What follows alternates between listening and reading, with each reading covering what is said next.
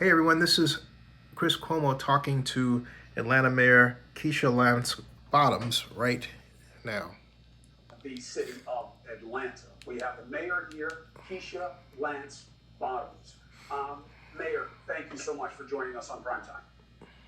Thank you for having me, Chris. And I just want to say I'm so grateful that you're doing better. My entire family has been thinking about you and praying for you and your family. Mayor, thank you so much. I am blessed. I am lucky. My wife has once again proven that she is the stronger part of the couple. The missus powered through this. She's out of quarantine. She dealt with it in a fraction of the time. So we're among the blessed. Yeah, and she you know took what? My vitamin kids, C Mayor, and they zinc and feel all exactly kinds what of you're being stuff. told by your constituents. She took her Man, I got to get out vitamins. of here. I got to get back. It's been too long. I can't take it anymore. And that is strong medicine. The mayor says in Georgia, I hear you. And it's been long enough. Now, what is your level of comfort? Then when all of these appetizing things open back up, things you know you want, Madam Mayor, and that I want, if I lived in Atlanta, that you can do the testing, do the tracing, and do the treatment that may be necessary. What's your level of confidence? Chris, I have 4 kids in my house, and no sooner than the governor made his announcement, my 18-year-old, who will be 18 tomorrow, came running into the room to announce to me that the governor said he could leave home. So as a parent, I am concerned because what I know is that when I look at the data that we receive from our public health department each day, our numbers are going up. We get a count at noon and we get one at 7 p.m. When I look at the 24-hour period for the 7 p.m. count we got today, our death rate is up by almost 14%. Our positives up almost 7%, and we are not testing asymptomatic and people with mild symptoms. And so it concerns me. I have a great working relationship with our governor, but I did not speak with him before he made this announcement. I spoke with Mayor Hardy Davis, who is the mayor of Augusta, Georgia, the second largest city in the state. He did not speak with the governor. I've spoken with several leaders across the state. So we really are at a loss, and I am concerned as a mother and as the mayor of our capital city. Well, the governor makes the talking to him part easier because he says, you don't have to talk to me because you can't undo this. No locality can overturn this statewide reopening. Now, that's a political play to make this uniform and for him not to have to deal with infighting. And that's okay on one level. But now the bigger concern will rest directly on his shoulders, which is why, Madam Mayor, we invited him on tonight. The governor's invited everyone to come on and make the case on this.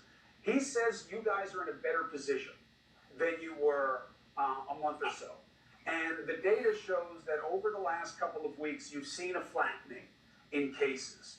Is that enough for you to have confidence that there's enough testing capacity, there's enough treatment capacity of what could happen in Atlanta, which is a huge density area?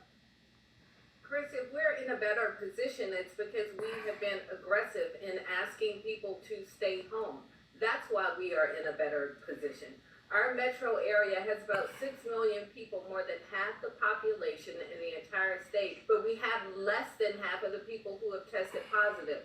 Where are our hotspots? Our hotspots are in areas like Bibb County around Macon that didn't shut down. When we open up houses of worship, we have to think about Albany, Georgia, which has had one of the worst outbreaks in the country. That by and large came from 2 funerals. And so I'm perplexed that we have opened up in this way. And again, I can't stress enough, I work very well with our governor, and I look forward to having a better understanding of what his reasoning is. But as I look at the data and as I talk with our public health officials, I don't see that it's based on anything that's logical. But here's the strong I'm not and going when you say to nowhere. people, literally in your own house, when they say, I got to get out of here. I got to get out. I've had enough. The governor says it's okay. Everybody's sick of this. It's been long enough. Everybody's not dying. It seems like we're doing better. More and more states are starting to do this. Look, full disclosure, my brother worked with Connecticut and New Jersey as the governor of New York. They're opening up golf courses, marinas, Jim, that's what I was bars. telling you, the gym. I don't think they have a great plan for for testing in place among the states. I don't think they have great pool capacity, but the pull of opening seems to be the strongest part of the mix right now. What do you do about that? Chris, my mom owned a hair salon for over 25 years, so I understand the economic pull on this. This would have been devastating to my family for her to have to shut down her business for weeks on end. But you have to live to be able to fight another day. And so when we're talking about this economic pull and getting to recovery, if we're not alive on the other side of it, then there won't be a recovery to be had. And again, let's look at the data. We see our numbers are continuing to tick up in this state. We see that our deaths are rising. We have some of the highest asthma rates in the country right here in Atlanta. Our governor often defers to local control, and I wish that this were an instance that he deferred to local control. I don't know how you get a haircut and keep a safe distance from someone who's cutting your bangs. It just doesn't make sense to me. And so I look forward. Go ahead. No, go ahead, Mayor. What are you? Yeah, I want to understand the logic behind this.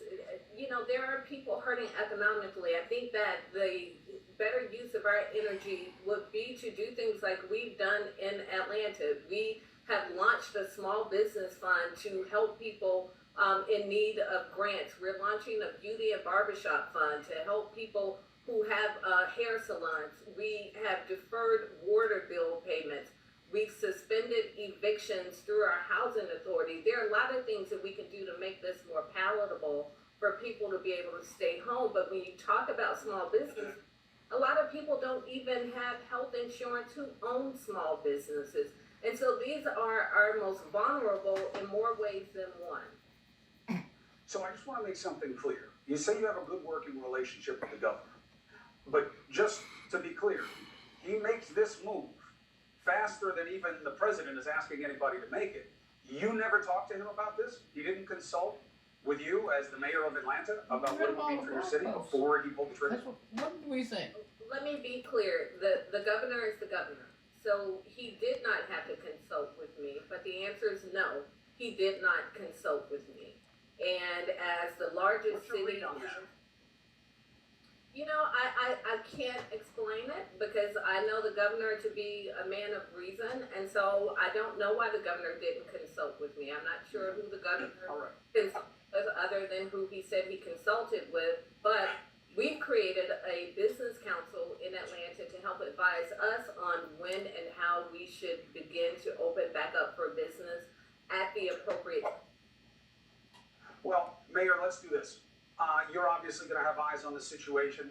You always have an open channel here to tell us what's happening, what you're able to respond to, and what you can't, so we have full information for people there, and of course, all over the region and the country. Mayor Keisha Lance Bottoms, thank you very much. Be safe. Best to your family. Thank you. Wow, that was what she meant. something else, folks. Well, there you go. Subscribe to Zenny62 on YouTube and bookmark Oakland News Now. And yes, we have a lot of Atlanta and also, in particular, Fayette County news too.